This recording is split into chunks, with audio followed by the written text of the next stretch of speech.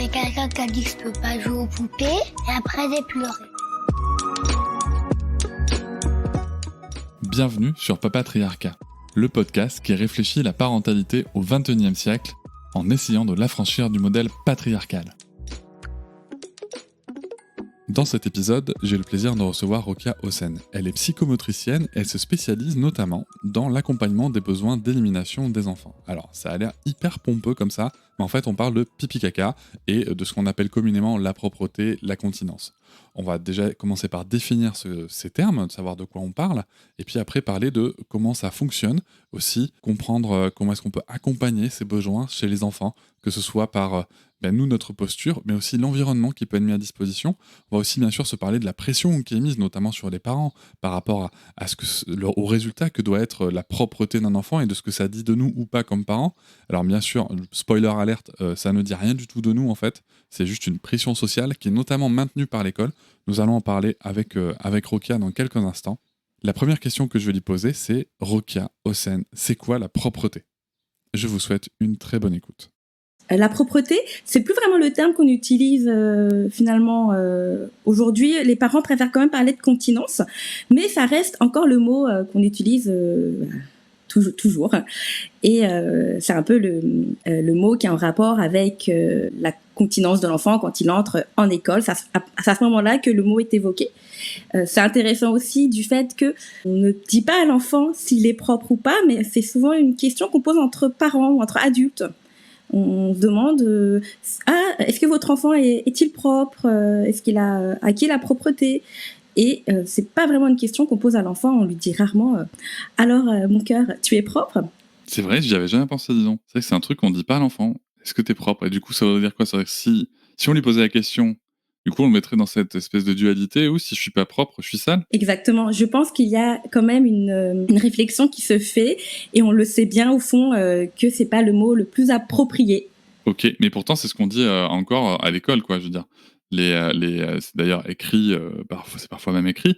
On demande à ce que les enfants soient propres, et ça n'a rien à voir avec le fait qu'ils soient douchés, habillés, d'embrossés, ce qu'on veut, quoi.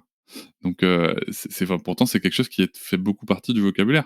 Alors ce qui m'amène ma question suivante, du coup, qui était pas prévue, mais qui j'aime bien quand les questions elles viennent comme ça, c'est est-ce que finalement il y a pas aussi un vrai jugement vis-à-vis des parents quand on utilise ce mot ?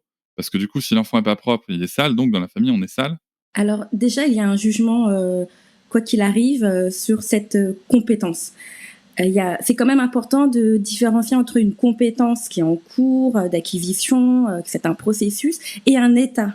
La propreté fait plutôt référence à un état, comme vous l'avez dit. Est-ce que l'enfant est propre ou non ? S'il n'est pas propre, il serait sale. Du coup, on pose pas vraiment la question autour de est-ce qu'il a acquis des nouvelles compétences pour l'aider finalement à être autonome vis-à-vis de son besoin d'élimination, à être autonome avec les toilettes. Alors, vous parlez de besoin d'élimination. C'est une notion qu'on entend finalement assez peu, je trouve, dans le champ de la puériculture, même sur ces sujets de propreté. On parle plutôt peut-être de continence des fois. C'est quoi la différence du coup entre... Bon, on a défini la propreté, je pense qu'on a tous compris ce dont on parle quand on parle de sujet, qu'on a compris que le mot n'était pas le plus adapté. Et du coup, c'est quoi la différence entre la continence et les besoins d'élimination ? La continence, comme elle est évoquée, là on parle plus de compétence. On parle souvent, continence va avec acquisition de la continence. Donc il y a un état avant, il y a un état aussi après. Alors que dans le besoin d'élimination, je le remets finalement au même niveau que les autres besoins physiologiques primaires qu'on connaît tous. Donc le besoin de sommeil, le besoin de s'alimenter, notamment. Ok, parce que du coup, moi ce que je comprends, c'est qu'en fait, le besoin d'élimination, c'est quelque chose qu'on a depuis tout petit, et que, en fait, quand on parle de continence ou même de propreté, on va regarder le résultat, et finalement, on va pas regarder le processus. C'est un peu comme on dit, est-ce qu'il fait ses nuits, quoi. Totalement. C'est un très très bon parallèle.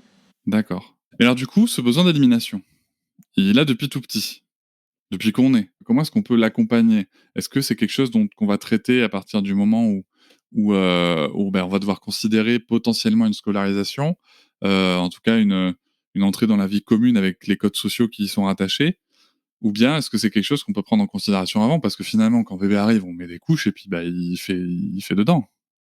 Il y a plein de questions dans ce que je viens de dire, je crois. C'est bien ça. D'où le fait que quand on parle sur propreté ou continence, ça fait évoquer à une période particulière de l'enfance, de la petite enfance, autour des alentours quand même de 3 ans. Alors que quand on parle besoin d'élimination, presque instinctivement, presque de manière naturelle, on se dit qu'il a toujours été là. Alors, ça veut peut-être dire qu'il y a moyen d'y répondre, tout comme on répondrait aux besoins de sommeil ou aux besoins d'alimentation de bébé. Et en effet, on peut répondre très très tôt, dès les premières heures même, grâce à la pratique qu'on appelle l'hygiène naturelle infantile. Ok. C'est quoi l'hygiène naturelle infantile ? C'est simplement accompagner son enfant, son bébé, à répondre à son besoin d'élimination lorsqu'il le manifeste ou bien lorsque le parent suspecte que c'est le bon moment. On appelle ça souvent le timing.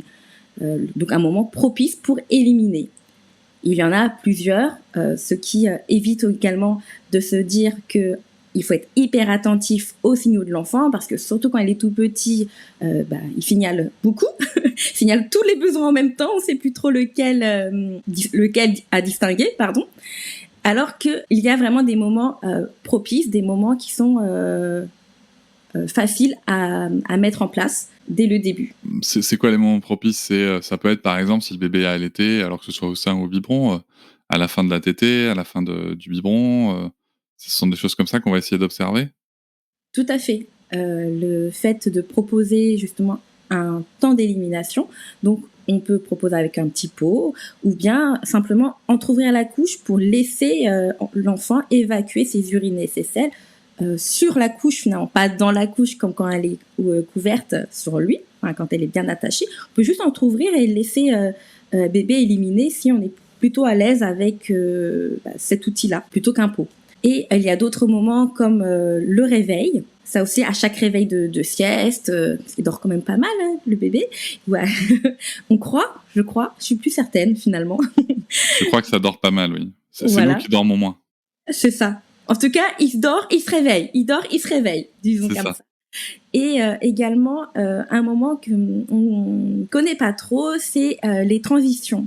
C'est-à-dire lorsque l'enfant passe d'un état à un autre, où on peut penser par exemple à lorsque l'enfant sort de l'écharpe de portage, l'enfant sort de la poussette, ça peut être un moment idéal pour proposer. Et comment est-ce qu'on peut lier ces sujets ? Parce que moi, ce que j'entends, c'est qu'il y a quand même une grande proximité du coup avec l'enfant, si on veut mettre en place l'hygiène naturelle infantile, donc dès la naissance, hein, c'est ça ? Il faut quand même vraiment beaucoup suivre l'enfant. Comment on fait quand on doit reprendre après un congé paternité, quand on doit reprendre après un congé maternité, qu'on doit aller travailler, qu'on doit le confier à un mode de garde, à une crèche où il y a, je sais pas, une personne pour 12 gamins, comment on fait ? C'est ça qui est très très intéressant, c'est que l'enfant, tout petit, il a ses figures de référence. Je vais faire une analogie avec l'allaitement. L'enfant sait auprès de qui il peut obtenir le lait maternel et c'est auprès de qui il ne peut pas l'obtenir. Donc il va forcément quelque part s'adapter avec la personne qui s'occupe de lui. Donc c'est pareil pour le besoin d'élimination, il peut être proposé uniquement par un parent ou les deux, d'autres membres aussi de la famille ou des amis proches s'ils sont plutôt à l'aise. Et pas justement dans les milieux de collectivité comme les crèches où c'est peut-être un petit peu quand même compliqué. L'enfant va s'adapter. Il va remarquer auprès de qui il peut signaler et auprès de qui il ne va pas signaler parce qu'il a vu qu'il n'y a pas de réponse. Est-ce qu'on peut dire que c'est pas de la vraie HNI si on n'est pas à 100% en train d'éliminer ? Parce que je suppose que l'enfant, du coup, quand il est gardé en collectivité, il a une couche et il fait dedans. C'est pour ça que mettre même des chiffres sur la chenille, sur nos pratiques, c'est un petit peu étrange. Je sais pas si on le fait pour l'allaitement. J'allaite à 100%, je pratique la DME à 100%. Enfin, pourquoi pour l'hygiène naturelle infantile, on mettrait des statistiques, une proportion par rapport à notre pratique, comme s'il y avait un score à obtenir pour se dire qu'on pratique bien l'hygiène naturelle infantile. Alors que même si on n'aurait pas confié l'enfant et qu'on est à la maison avec lui, on peut très bien louper les moments. Et d'ailleurs, l'enfant, il a besoin justement de tester un petit peu différentes façons d'éliminer, différentes positions. Donc parfois, il ne va pas vouloir éliminer avec son parent, juste histoire de tester une nouvelle position quand il est sur le tapis. Tiens, si je me retourne à plat ventre, si j'élimine, est-ce que c'est pareil? Tiens, je me mets debout, j'élimine, est-ce que c'est pareil? En fait, il va faire plein d'expériences. C'est pas parce qu'il n'a pas communiqué avec le parent, c'est pas parce que la chenille, entre guillemets, ne fonctionne pas, c'est parce que l'enfant doit vivre aussi plusieurs expériences psychocorporelles. Alors, moi, en tant que parent, là, ce que j'entends, c'est, du coup, si je fais la chenille avec un bébé, même dès la naissance, ou même au bout de quelques mois, le bébé, potentiellement, il va se dire, tiens, là, je vais faire pipi, là, je vais faire caca, juste pour voir ce que ça fait. Tout à fait. Et du coup, nous, il va falloir qu'on ramasse quand même derrière. Non, mais Oui, je veux dire, faut pas vendre du rêve non plus. Donc, je pense il faut c'est bien ça. dire les choses. C'est pour ça que l'hygiène naturelle infantile n'est pas une pratique qui est assimilée à du sans couche. L'enfant peut porter également une couche durant la journée et qu'elle soit ôtée uniquement au moment de l'élimination. Un peu comme nous avec nos sous-vêtements. Dit comme ça, ça paraît assez évident. Nous, c'est quelque chose qu'on a fait, l'hygiène naturelle infantile, qu'on a fait pour différentes raisons avec notre fille dès qu'elle a eu 12 mois. Tout simplement parce qu'elle avait un énorme érythème fessier, un truc hyper rouge et comme elle est née en juillet, on s'est dit: «Tiens, on va profiter, on va la laisser les fesses à l'air et puis elle fera bien dans le jardin où elle veut» et c'était très chouette. Mais du coup, en effet, il y a quand même quelque chose qui est assez impressionnant, c'est que même à 12 mois, alors je sais, j'ai pas de comparaison, mais en tout cas à 12 mois, on distingue assez vite à quel moment, en effet, il y a des signaux qui sont des timings qui sont assez réguliers. On distingue assez vite aussi les traits physiques, en fait, les petites expressions faciales de tiens, il va se passer quelque chose. C'était très drôle aussi la première fois qu'elle a fait caca dans l'herbe, qu'elle se dise tiens, bah, enfin, j'imagine, hein, moi, elle a pas dit ça, mais moi, quand je la voyais, avec son expression, je me disais, c'est comme si elle disait tiens, bah, mais c'est quoi? Bah, c'est sorti de mon corps. Et donc voilà, il y a vraiment eu et je pense qu'il y a en effet une vraie, presque exploration de sa physiologie, de ce que son corps produit. Mais du coup, qu'on a repris la vie, vraiment plus professionnelle, à ce moment-là, puisqu'on travaillait tous les 2 à l'extérieur du foyer. C'est vrai qu'on avait la couche dans la voiture. Moi, je me sentais pas, en fait, d'avoir le siège auto, pourri. Elle avait la couche chez la nounou, puis c'est à peu près tout. Et c'est vrai que c'est quand même, hyper intéressant. Par contre, ça a fait aussi qu'on passe, par des moments où, quand on rate le timing et qu'on sait que c'était là et qu'on se retrouve à nettoyer un pipi par terre, alors qu'il y a un train à prendre, qu'on est prêt à partir au boulot, qu'on va se dégueulasser et tout. C'est aussi des moments comme ça, je veux dire, faut pas je voudrais pas que les gens croient que la chenille, c'est un monde merveilleux où l'enfant, est continent en 3 mois, que dès qu'il sait marcher, il va aux toilettes. Voilà, c'est Alors, pas pas exactement du ça. tout, c'est vrai, c'est vrai. Et il y a bien sûr, on parle d'accidents ou de loupés. D'ailleurs, un des autres outils de l'hygiène naturelle infantile, c'est l'intuition, mais c'est quelque chose qui est pas si accessible. Bon, c'est vrai qu'il y a des moments où on peut se sentir démuni, mais j'aime bien le fait que vous dites, mais en fait, je le savais. Il y avait quand même une certaine intuition. Après, pour bien passer en fait finalement cette période-là, on va dire la chenille, ça semble être une longue période parce qu'on commence plutôt tôt, mais pareil pour les enfants qui sont plus grands, c'est-à-dire quand on commence à se mettre dans le processus de la présentation du pot, des toilettes, on se rappelle qu'il y a aussi des hauts et des bas si on veut, mais la clé pour la vivre un peu sereinement cette période-là, qu'elle soit sur une longue période, courte période, peu importe, c'est l'anticipation.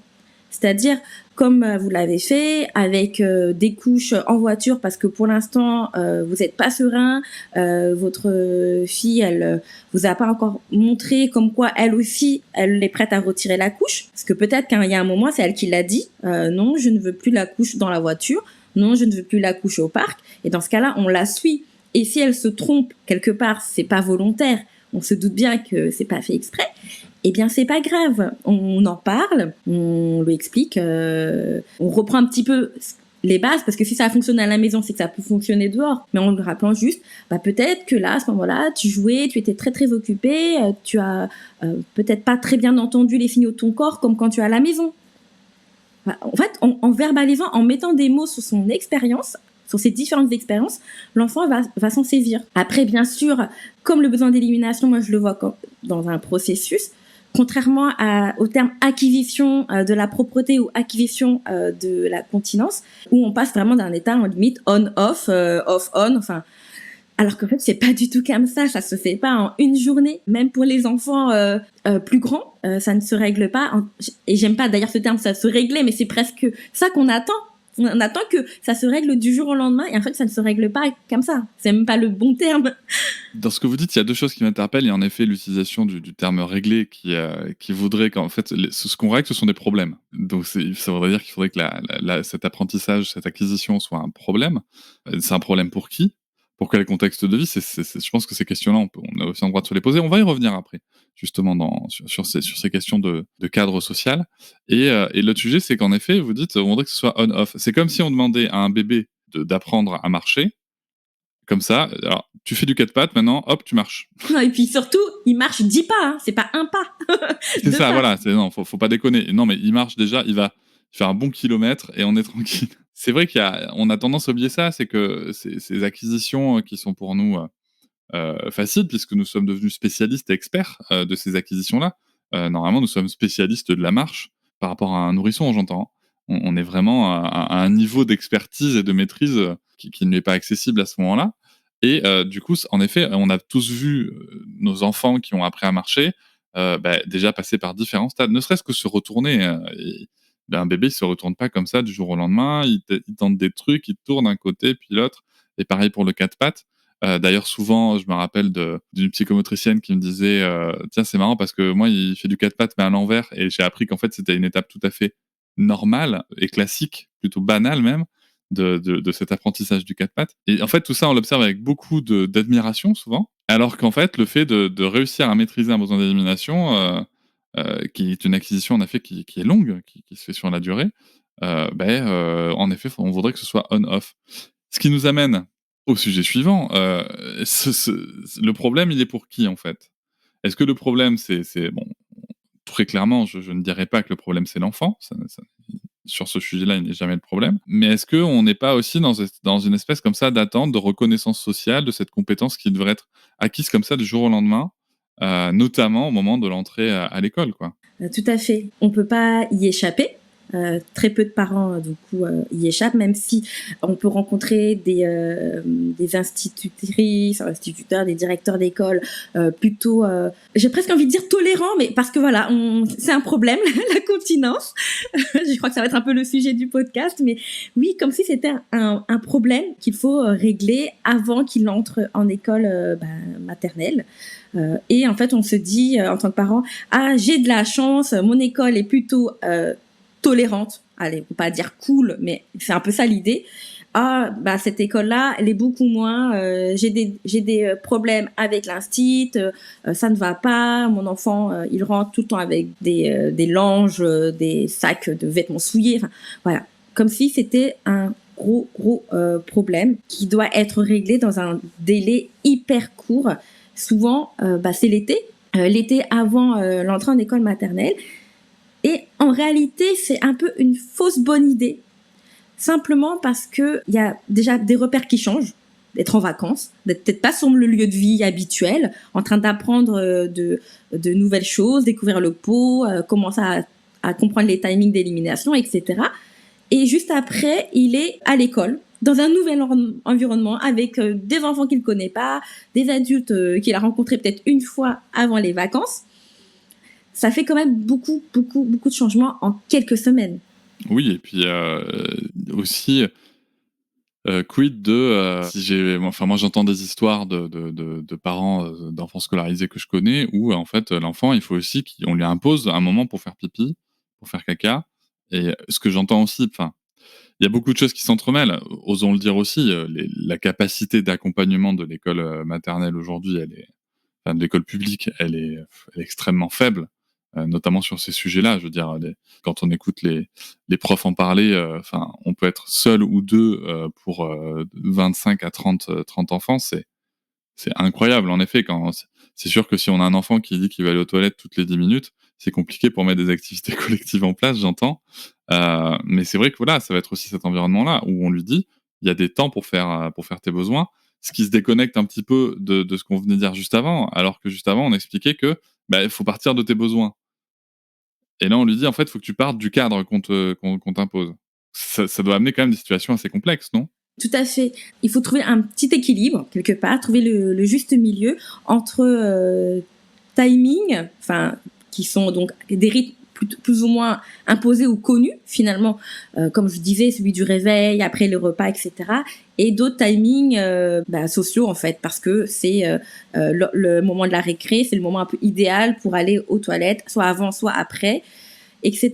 Et en fait, à la maison, ce qui se passe, c'est que on part quand même des besoins de l'enfant, mais pour que l'enfant soit confiant en lui, il a besoin du soutien des parents. C'est-à-dire que ça peut pas venir que de lui au tout début. Même quand on pratique l'hygiène naturelle infantile, c'est que ça vient quand même beaucoup des parents qui font d'abord les propositions, soit par interprétation des signaux, soit parce que c'est le bon moment. Ça aussi, je pense que c'est important de rappeler que c'est le parent qui initie et ça vient pas que de l'enfant. Après, l'enfant se saisit de ce que le parent lui montre et après il y a une forme de confiance, de sécurité, de cadre bien défini et là l'enfant peut s'autoriser à faire des demandes. C'est important, je pense, de le souligner parce que dans la continence, on attend que tout vient de l'enfant. Or, en fait, il y a une responsabilité quand même des adultes. C'est beaucoup mettre sur les épaules des enfants d'être maîtres, de gérer le problème de la continence. Alors, en soi, oui, ça peut être un petit peu compliqué de se dire à l'enfant, il y a des moments où tu dois y aller aux toilettes, c'est-à-dire après les récrés, etc. Mais pour les enfants qui viennent de démarrer, disons comme ça, pour les enfants qui n'ont pas fait l'hygiène naturelle infantile, pour les enfants qui viennent de démarrer pendant l'été, c'est au contraire sécurisant pour eux. Parce que eux, ça fait pas longtemps. Donc, ils ont besoin que les adultes, du coup, dans ce cadre-là, leur montrent le moment pour y aller. C'est à ce moment-là, etc. Pour les enfants qui connaissent bien leurs besoins d'élimination et qui gèrent très très bien, qui savent que pendant la récré, ils vont pas ressentir un grand besoin d'y aller, oui, ça peut être frustrant pour eux. Il y a quand même, je vais pas dire des catégories d'enfants, mais il y a quand même des compétences différentes selon les enfants, selon leur âge, etc., selon depuis combien de temps ils gèrent leurs besoins d'élimination. Mais bon, de manière générale, on sait bien que la plupart des enfants vont démarrer le pot ou les toilettes pendant l'été. Ça fait à peine 2 mois maximum qu'ils ont démarré. Donc pourquoi pas les routines d'élimination ? C'est rassurant. Dans tout ce que vous dites, il y a quelque chose quand même qui me rappelle des propos de certains parents. C'est cette pression aussi qui est mise sur la continence, sur l'acquisition de la maîtrise de ses besoins d'élimination. Il y a beaucoup de parents qui me disent il doit être propre avant l'entrée à l'école. Alors posons la question clairement, est-ce que c'est une obligation légale envers les parents que les enfants soient, pour reprendre les termes de l'école, soient propres avant l'entrée à l'école? Non, il n'y a pas d'article qui stipule que les enfants doivent être propres à l'école. C'est pas une condition pour accueillir les enfants. Et est-ce qu'il est possible aussi qu'on dise, puisque tant qu'il n'est pas propre, on le prendra qu'en demi-journée ou on le laissera souiller. C'est que ça, attention, ça c'est une vraie histoire qu'on m'a racontée. On le laissera souiller toute la journée pour qu'il comprenne que il faut se maîtriser. Est-ce que d'après votre pratique, d'après votre expérience, ce sont des méthodes qui sont efficaces dans le sens où elles atteignent le but, c'est-à-dire permettre à l'enfant de maîtriser ses besoins d'élimination? Alors l'accueil en demi-journée, oui, ça arrive pour ce motif-là. C'est ce que j'ai constaté aussi. Souvent en demi-journée, la matinée. Et comme ça, l'enfant il rentre à la maison et à midi et soit il a une couche, c'est le parent qui change des fois à la maison, soit comme ça il revient pas pour la sieste parce que c'est un petit peu le moment qui fait peur pour les professionnels sur place. Mais si le parent il bosse. Ah oui, du coup là, c'est un autre problème. Moi, je suis tout à fait d'accord. À un moment, c'est l'école publique. L'école publique est obligatoire à partir de 3 ans. Je vais revenir dessus. Tiens, l'école publique est obligatoire à partir de 3 ans contre toute attente, contre toute liberté des parents, contre tout choix des parents. On a dit l'école publique est obligatoire, mais sauf si votre enfant, c'est un peu chiant de s'en occuper. Là, vous allez garder une demi-journée. Enfin, c'est pas très cohérent comme message. Totalement, c'est pas du tout cohérent. J'ai des témoignages et des parents que j'accompagne qui me racontent l'enfant leur porte une couche uniquement à l'école. Bon, soit il rentre le midi, dans ce cas-là, voilà, il la change. Soit en effet, elle est changée, on ne sait pas quand en fait. Et malheureusement, il y a quelque chose qui est encore qui fait écho à justement ce qu'on disait tout à l'heure, le on-off. Enfin, il y a un état avant-après. C'est-à-dire que c'est pas parce que l'enfant porte une couche à l'école qu'il n'a pas à aller aux toilettes avec les autres camarades. Parfois, on se dit qu'il a une couche, et on le laisse dedans. C'est des toilettes portables, entre guillemets, et on le change uniquement si elle déborde ou s'il y a des selles, parce que là, c'est un problème. Et là, je dis vraiment, c'est un problème, ça dérange tout le monde. Et ça, finalement, cette problématique de couche qu'on garde longtemps, là, on est ciblé sur l'école, mais c'est ce qu'on observe pour les enfants qui sont petits. Parfois, on se retrouve dans des collectivités, dans des structures d'accueil d'enfants, où les couches sont changées à des moments précis. C'est-à-dire soit quand la couche elle déborde, soit quand elles sont très très mauvais, soit parce que c'est le change du midi, entre guillemets, avant le repas, avant la sieste, etc. Parfois, les enfants se retrouvent avec des couches qui gardent très très longtemps. Et les érythèmes fessiers prolifèrent à ce moment-là. Oui, d'accord. Donc, il y a quand même ce sujet-là, d'avoir cette exigence et donc cette pression sociale qui se retrouve sur les parents, qui se retrouve sur les enfants, alors dans un environnement où ça devrait être accompagné de manière correcte. Encore une fois, je reprécise, on connaît bien les conditions de travail du corps enseignant et le sujet n'est pas là, mais en termes d'école publique, on se rend bien compte là aussi, ne serait-ce que sur ce sujet-là, que l'école publique n'a pas les ambitions de ce qu'elle prétend imposer à la population parentale et enfantine. Donc ça, c'est un vrai sujet. Parlons très clairement, parce qu'on a parlé de l'hygiène naturelle infantile. Bon, on a aussi dit que, c'est chouette d'en parler. Nous, on l'a pratiqué à partir de 12 mois. Franchement, ça a été une expérience incroyable. Nous, Sarah, à part sur les moments où je l'ai dit, c'est-à-dire chez la nounou, donc 2 jours par semaine et dans les trajets en voiture, elle portait plus du tout de couche.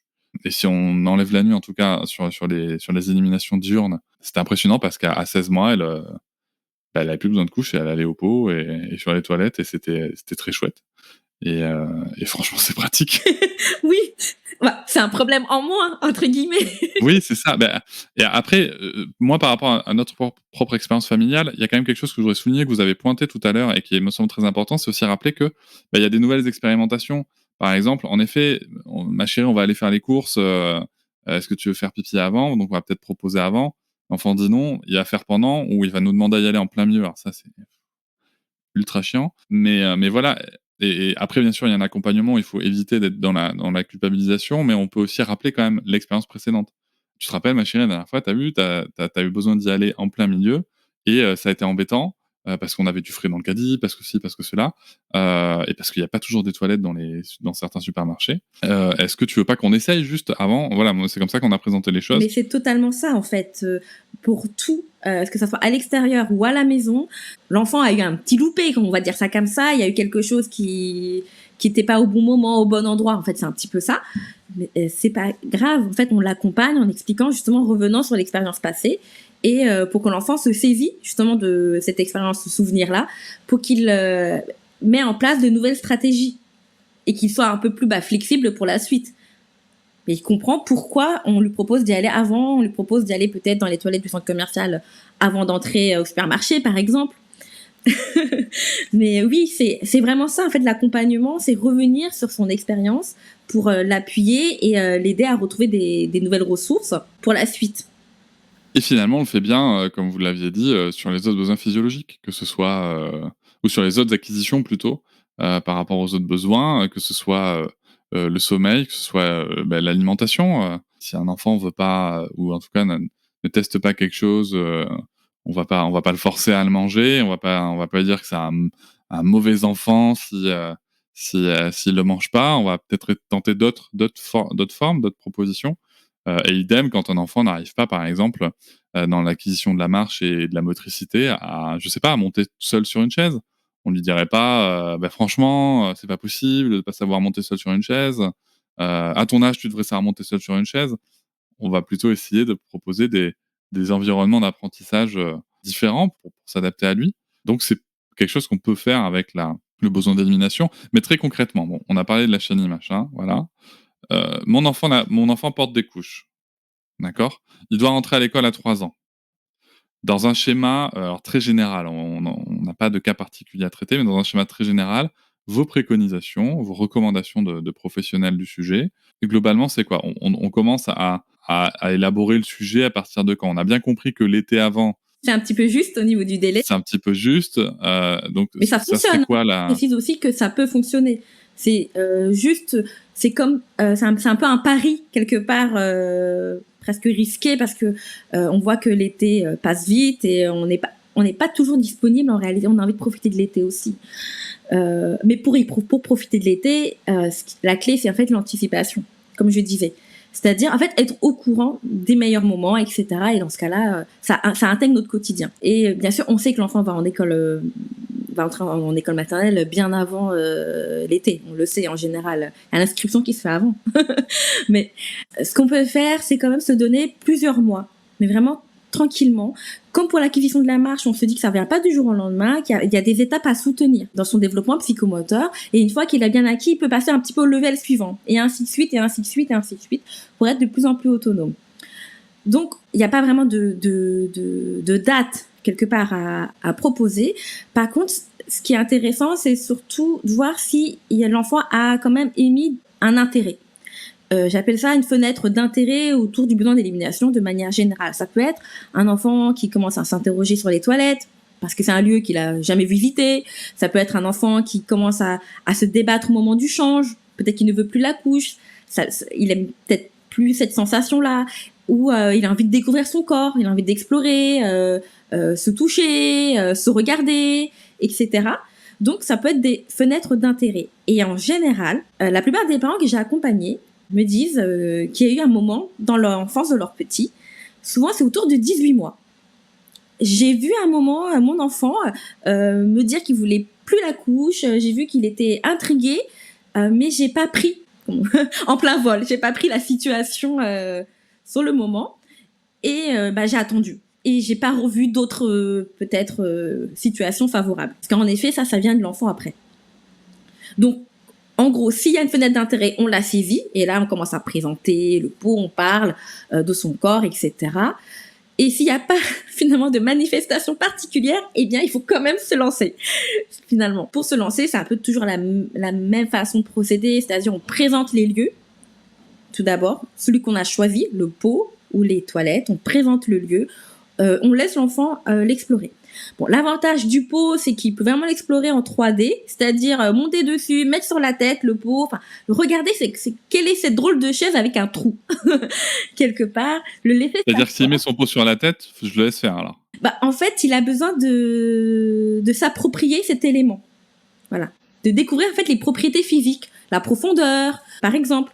Ce que ça fait au niveau même tactile, le plastique qui est quand même une drôle de texture quand même, sauf si l'enfant est habitué à s'asseoir sur des chaises en plastique, mais là elle doit s'asseoir avec les fesses nues quand même dessus, vous voyez. Donc déjà même le fait de s'asseoir en arrière sur une chaise percée, enfin faut imaginer quand même, pour l'enfant ça fait un peu peur, s'asseoir en arrière. Et parfois, on va avoir des enfants qui vont s'asseoir à cheval dessus. C'est-à-dire, ils vont un peu mettre les pieds l'un et de l'autre et s'asseoir. Comme si c'était un boudin, vous voyez, où les chevaux à bascule. Alors moi, ma fille, elle a testé des trucs. Hein. C'est-à-dire qu'elle a fait ses besoins, parfois avec plus ou moins de succès, en étant à l'envers sur le pot. Elle a vraiment voulu tester le truc. Quoi. Oui, mais c'est ça. Et il se peut que pendant cette période-là, l'enfant va s'asseoir d'une position, puis d'une autre position, et pourtant, il continue son cheminement. Ça peut être également un enfant qui s'intéresse au pot, puis tout d'un coup, il en veut plus, ça l'intéresse plus, parce qu'il a remarqué les toilettes. Ce qui l'intéresse, c'est les toilettes. Et après, peut-être qu'il a testé 1 semaine, 2 semaines aux toilettes, et finalement, il se dit que c'est quand même mieux le pot. En fait, il y a toujours des va-et-vient, et dans l'accompagnement, c'est suivre finalement ce que l'enfant nous manifeste. Oui, alors, là où on va tendance peut-être à avoir une évolution... ça y est, il passe au niveau toilette alors qu'il est au niveau pot. Et donc, s'il revient au pot, on va se dire, ah ben non, il régresse. En fait, c'est pas du tout ça, en fait. Pas du tout. Ok. C'est important de le rappeler. Donc, je disais présenter l'environnement, mais après, proposer. Proposer, c'est un peu compliqué. Justement, quand l'enfant il a grandi, il manifeste moins d'expression faciale, etc. Et c'est pour ça que c'est intéressant de se rappeler des timings. Proposer à des moments où il y aura une probabilité d'élimination. Parce que si on propose à un moment un peu n'importe quelle heure, il se peut que l'enfant va s'asseoir parce qu'il veut coopérer, il se passe rien, on recommence après, il se passe rien. On recommence ainsi de suite. Et à la fin, le parent va se sentir en échec, même s'il voudra le nier, il va se sentir en échec et l'enfant aussi va le ressentir. Il va sentir une pression, il va sentir l'échec et surtout il va se dire que je ne fais pas ce qu'on me demande de faire. Et en plus, juste après, il se peut que je fais pipi dans la couche. Et là, l'enfant, il est un peu, il voit qu'il y a quelque chose, ça colle pas. Et l'enfant, lui, l'enregistre comme expérience d'une non-compétence. Et nous, ce qu'on veut justement, c'est qu'il y a au moins une réussite, entre guillemets, pour lui, pour se dire que c'est comme ça qu'on fait, que tu pourras recommencer. Donc, proposer soit après les repas, soit au moment du réveil. Ce qui est impressionnant parce que ce sont les moments que les adultes vont aux toilettes. Ce sont les mêmes moments. Après, il y a des moments entre deux timings parce que le besoin se manifeste. Mais en fait, en prenant des moments clés comme ça, peut-être que dans la journée, même s'il va que le matin et que le matin, il vide sa vessie au pot ou aux toilettes, et pour lui, c'est qu'il sait faire. C'est juste que les autres moments, il faut trouver un petit peu le bon timing, les bonnes propositions, etc. Mais au moins, il sait qu'il est capable de le faire. Et on valorise. Dans le cadre de ces apprentissages des besoins d'élimination, il y a aussi tout ce qu'il y a autour. Je pense notamment au fait de savoir s'essuyer, de savoir comment s'essuyer, de savoir... je vais poser une question très bête et très simple, mais est-ce que les petits garçons s'essuient ? Est-ce que les... Eh oui, mais je pense que c'est une question qui... Non, c'est une question très, très intéressante du fait que dans les écoles maternelles, à côté des urinoirs, j'ai pas vu de rouleau de papier de toilette. Ça m'a aussi questionnée quand j'ai travaillé dans les écoles. Je me dis, c'est drôle ça. Est-ce qu'il faut décaloter, pas décaloter pour les petits garçons? Par exemple, il y a vraiment des vraies questions comme ça qui sont importantes parce que je crois qu'il y a des croyances qui traînent quand même sur le sujet, notamment sur le décalotage. Est-ce que dès le début, on se lave les mains? Est-ce qu'on dit à l'enfant qu'il doit se laver les mains? Est-ce qu'il y a des petites astuces comme ça, juste pour connaître tout ce qu'il y a autour? Et à quel moment est-ce qu'on peut laisser l'enfant en confiance, en compétence sur un essuyage performant, on va dire, en tout cas un nettoyage performant. Alors c'est vrai que je parle d'essuyer les fesses, j'en profite aussi, puisqu'on fait un épisode sans tabou, sur le fait que s'essuyer les fesses, c'est aussi un truc qui est très occidental quand on a fait caca, et qui est, à mon sens, pas super hygiénique en fait, parce qu'on peut les laver les fesses par exemple. Il y a différentes choses, il y a différents ustensiles et outils qui existent. Donc voilà, comment est-ce qu'on peut accompagner l'enfant, en tout cas sur tout ce qui est autour du besoin, c'est-à-dire nettoyer, que ce soit son corps, les fesses, le pubis et les mains. Ça fait partie, en effet, des compétences presque annexes, mais qui sont reliées. Et là, on peut parler de propreté, finalement. La propreté de son siège, la propreté des mains, pourquoi pas. Alors, ça, en effet, c'est propre à chaque enfant. Proposer vos expériences qu'on lui permet de faire, parce que parfois on s'autorise pas à lui donner l'opportunité de s'essuyer, parce que on peut avoir des parents qui sont très craintifs au niveau de l'hygiène, et bien sûr ça sera peut-être mieux fait quand c'est les parents, mais c'est comme pour tous les gestes du quotidien, en fait, c'est en répétant que l'enfant va acquérir des nouvelles techniques, des nouvelles compétences et devenir de plus en plus autonome. Donc c'est aussi faire confiance à l'enfant et aux parents, se disant que là, on voit qu'il s'améliore et on peut le guider au départ gestuellement, donc avec notre main qui guide sa main, après guider juste verbalement, c'est-à-dire en le regardant et en lui disant étape par étape, et ensuite regarder de loin. En fait, on prend de plus en plus de distance, mais ça ne veut pas dire qu'on passe du jour au lendemain, on le nettoie et on laisse lui tout faire. On voit déjà les étapes de guidance. Tout à fait, et puis même en termes de motricité, faut quand même passer la main derrière le dos, avec un papier, visualiser comment est le bout de papier quand on s'essuie les fesses, c'est quand même pas évident. Est-ce qu'il y a des tips quand même à connaître? Par exemple, je sais pas, toujours aller... Moi j'ai une phrase qui est celle qu'on m'a apprise, et que j'ai toujours utilisée, c'est toujours aller du propre vers le sale. Oui, de toute façon, c'est et non pas le contraire. Qu'on peut employer, expliquer pourquoi on fait comme ça. Si on voit qu'il s'est trompé de sens, l'expliquant en mettant des mots simplement, parce que il va apprendre un geste, il va pas forcément y mettre du sens. Il a compris que c'est comme ça, et quand ça va être son tour, il va peut-être se tromper de sens. Et en fait, on lui explique pourquoi c'est important que ça soit comme ça. Et une fois qu'on lui explique, une fois, 2 fois, 3 fois, on rappelle que ce sont des enfants aussi, c'est important. et l'enfant il comprend. On a vu plein d'enfants aujourd'hui qui savent se nettoyer les mains beaucoup mieux que les adultes. Depuis voilà, la pandémie, ils savent beaucoup mieux se nettoyer les mains. Donc tout s'apprend, et en expliquant comment. Par exemple, comme on voit pour le lavage des mains, c'est comme quand tu fais une moto, quand tu nettoies ton pouce, en mettant toujours du ludique. C'est comme ça que les enfants adorent apprendre, et que ça prend du sens pour eux, et surtout que ça ne devient pas une grosse charge aussi pour les parents. Enfin, je voudrais terminer en parlant un petit peu aussi de l'environnement proposé aux enfants. C'est quelque chose que vous observez beaucoup, beaucoup. On avait échangé, vous et moi, cet été sur ce que j'avais pu observer moi en camping en Espagne, avec des toilettes géniales et des douches géniales. Qu'est-ce qu'on peut rechercher? Quelles sont les améliorations qu'on pourrait mettre dans les toilettes à la maison, peut-être, en effet. Donc, on connaît bien sûr les petites marches, on connaît les réducteurs. Il y a nous, par exemple, à la maison, on a un réducteur intégré Oui, génial. à la lunette de toilette, et ça, c'est vrai que c'est plutôt pratique. C'est pratique parce que nous, on n'a rien à positionner, en fait, et du coup, l'enfant aussi est très, très tôt en autonomie sur le sujet. Pareil pour le lavabo, peut-être, mais aussi sur les structures, ensuite, sur les structures collectives. Je pense notamment aux toilettes. Moi, quand je vois les toilettes, par exemple, dans certains lieux collectifs où peut aller ma fille, qui sont près des centres de loisirs pour accueillir des enfants, quand je vois toutes ces petites toilettes taille enfant, certes, mais alors déjà taille enfant, mais faut pas avoir des fesses trop petites, hein, mais taille enfant. Mais par contre, tous alignés, il y a pas de séparation. Est-ce que ça c'est OK? Enfin, je veux dire, est-ce que c'est, je ne sais pas, hein, est-ce que c'est parce qu'on est mieux finalement à faire caca tous en se regardant dans les yeux? Donc du coup, pourquoi est-ce qu'on le fait pas les adultes? Je ne sais pas. Ou est-ce que c'est parce que du coup, on devrait peut-être cloisonner ceux des enfants? Quel est votre avis sur tout ça? Alors, d'abord la maison peut-être? Ce qu'on peut mettre en place à la maison? Et ensuite sur le collectif. En tout cas, pour la maison, je vois que vous êtes bien informés, et puis je pense bien équipés aussi. Enfin, presque de manière naturelle, instinctive, voilà, de mettre un marchepied pour que l'enfant puisse grimper tout seul sur la lunette des toilettes. Après, avec des réducteurs, il y a aussi des réducteurs avec marche intégrée. Par contre, ça demande quand même une manutention. Ça, j'ai eu, franchement, j'ai cru que c'était une bonne idée. Alors, je dis pas que ça n'en est pas une. Mais alors, ce qui est chouette, ce sur ce réducteur, c'est que le siège était en mousse. Exactement, mais ça existe des réducteurs en mousse aussi. L'entretien, c'est un peu l'enfer, quand même.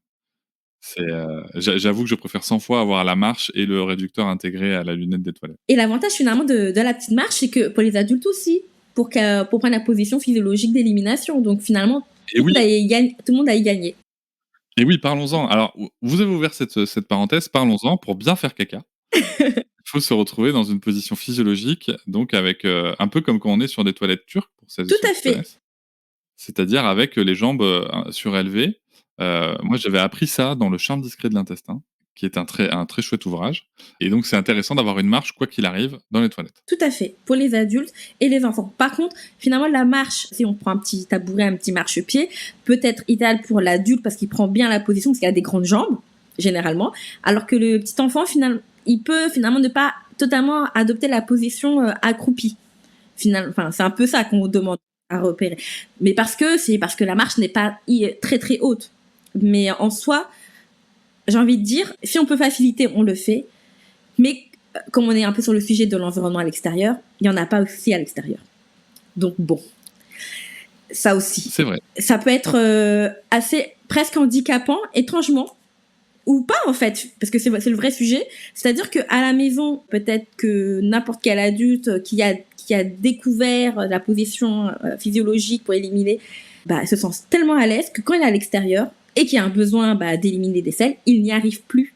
Alors que des années, il a pu le faire. Parce qu'il ne retrouve plus cette position-là. Et en fait, les toilettes, finalement, à l'extérieur, sont assez handicapantes, au final.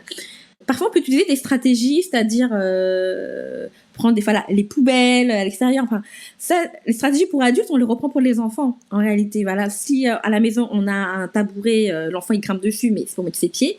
À l'extérieur, il va pas grimper sur la poubelle pour monter sur les toilettes parce qu'on va le porter, on va pas le laisser seul dans les toilettes. Mais il peut avoir du mal à éliminer aussi et demander d'avoir les genoux plus relevés, et dans ce cas-là, mettre la petite poubelle sous les jambes, parce que moi je le raconte parce que ça c'est arrivé. Je l'ai vécu pour le petit. Il fallait un peu innover sur le coup, sinon il était en difficulté pour éliminer. parce que c'est des toilettes adultes. Après, en effet, il y a peut-être des petites astuces qu'on connaît pas. J'en profite pour dire aux personnes qui nous écoutent que si vous souhaitez réagir à cet épisode, si potentiellement avec des questions ou si jamais vous avez des astuces à partager aussi sur le sujet, vous avez en description de l'épisode un lien sur l'application SpeakPipe qui vous permet de laisser un audio de 5 minutes, un ou plusieurs, hein, si besoin. Voilà, n'hésitez pas à réagir, on pourra apporter des réponses. Si c'est une réponse très technique, je recontacterai Rokia Hossein sur le sujet. Et concernant Rokia, les aménagements collectifs, du coup. Pour les aménagements collectifs, c'est une question vraiment d'ordre de la société. C'est-à-dire que les lieux qui accueillent les enfants, les crèches, haltes garderies, parfois, les écoles maternelles, ils ont des obligations de mettre des petites toilettes. C'est important de le rappeler parce que ce sont des lieux qui sont kid-friendly, c'est pour les enfants. Et ils se retrouvent finalement à l'extérieur, là on se rend compte que c'est pas du tout kid-friendly à l'extérieur. Mais pour les collectivités, pour les enfants, je pense que c'est une question aussi de culture, c'est-à-dire et une culture sur la sécurité. C'est-à-dire que si on met pas de porte aux toilettes, c'est qu'on a souvent peur que l'enfant s'enferme, qu'un adulte peut pas vérifier, etc. Alors qu'en fait, on se rend compte qu'il y a plein d'aménagements possibles. Des petites cloisons avec parfois des rideaux. J'ai déjà vu ça aussi. Pas forcément dans les collectivités type scolaires, etc. ou crèches, mais plutôt dans des cafés parents. Voilà. Où j'ai déjà vu où quand ils ont mis en place des petites toilettes avec comme des rideaux. C'est-à-dire l'enfant a son intimité, le parent peut rester à côté, etc. Mais donc c'est possible, mais on peut trouver toujours des petites portes. Quand on cherche, on trouve quand même des aménagements qui permettent le respect de l'intimité, de la pudeur de l'enfant, plutôt que de laisser ouvert. Mais je rappelle que voilà, si c'est ouvert, c'est souvent lié à la sécurité, le fait que les adultes doivent surveiller plein d'enfants en même temps. Mais on se rend compte quand même que très vite, les jeunes enfants, ils apprécient pas trop de faire comme ça devant tout le monde, avec les odeurs, le bruit, et tout ce qui est en lien avec le besoin d'élimination, qu'on garde plutôt dans son intimité. Les enfants très jeunes, ils réalisent qu'ils sont pas à l'aise là. Ils vont faire le strict minimum. C'est vrai, comme nous d'ailleurs. Hein. Oui. Si demain on devait supprimer nos parois dans les toilettes publiques, je sais pas si tout le monde arriverait à faire, quoi. Je connais d'ailleurs des amis à moi qui ne vont pas aux urinoirs d'ailleurs dans les toilettes publiques parce qu'en fait, eux ils vont dans les cabines parce que sinon ils peuvent pas. Et j'ai aussi connu dans les vestiaires sportifs par exemple, même pour prendre une douche, quoi. Il y a des gens qui ne pouvaient pas prendre de douche tous ensemble comme ça, c'était pas évident ou pas accessible pour eux. Ok, merci beaucoup Rokia Hossein pour toutes ces recommandations. Merci aussi à Benoît, qui est un abonné Papatriarcat Plus et qui a assisté en backstage à cet enregistrement, que vous avez déjà entendu en réponse, en fait, dans le podcast. Merci beaucoup, Rokia Hossein. On peut retrouver votre livre. Est-ce que vous souhaitez nous en dire un petit mot ? Oui, on peut retrouver mon livre qui s'appelle Hygiène naturelle infantile, se passer de couche dès la naissance, aux éditions Le Duc, donc dans toutes vos librairies. Voilà, sachant que je crois que c'est le seul sur le sujet. Il y en a eu d'autres, mais ils sont un petit peu plus vieux, enfin on va dire de la dernière décennie, oui. D'accord. Donc je vous le recommande, n'hésitez pas à le lire si vous avez des questions sur le sujet. Et n'hésitez pas à suivre aussi Rokia Hossein sur les réseaux sociaux, @miss_psychomote. Merci beaucoup Rokia. Merci. Je vous remercie de m'avoir écouté. Je vous invite à vous abonner au podcast sur votre plateforme préférée et à me retrouver sur Instagram, TikTok, Facebook et sur le blog papatriarcat.fr. À bientôt.